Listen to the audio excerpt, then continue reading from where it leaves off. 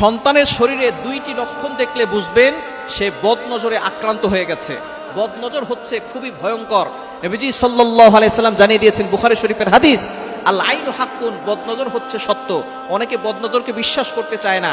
নবীজি সাল্লাল্লাহু আলাইহি সাল্লাম নিজে জানিয়ে দিয়েছেন এবং নবী সাল্লাল্লাহু আলাইহি সাল্লাম আরো বলে দিয়েছেন, বদনজর এতটা ভয়ঙ্কর জিনিস, একটা সুস্থ উটকে অসুস্থ করে রান্নার পাতিল পর্যন্ত নিয়ে যায় এবং একজন সুস্থ মানুষকে অসুস্থ করে কবর পর্যন্ত নিয়ে যায়।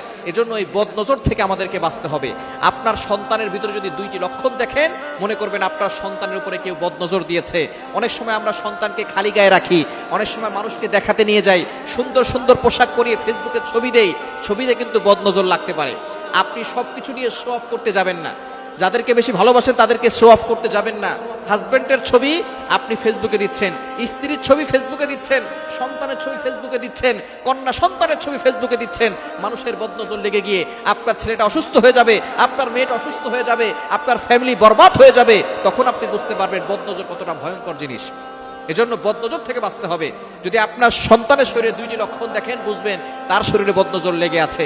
এক নাম্বার হচ্ছে, আপনি আপনার সন্তানকে খাওয়াচ্ছেন, সে খাবার খাচ্ছে, তারপরও সে শুকিয়ে যাচ্ছে, দিন দিন চেহারা নষ্ট হয়ে যাচ্ছে, দিন দিন শুকিয়ে যাচ্ছে। যদি এই লক্ষণ আপনার সন্তানের শরীরের ভিতরে থাকে, মনে করবেন কারো বদনজর আপনার সন্তানের উপরে লেগেছে। তখন কি করবেন আমি বলে দিচ্ছি।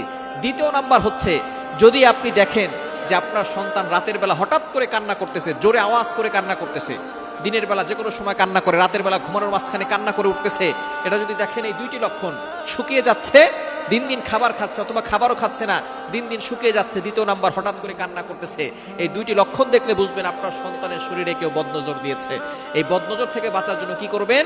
আপনি আয়াতুল কুরসি সূরা বাকারা 200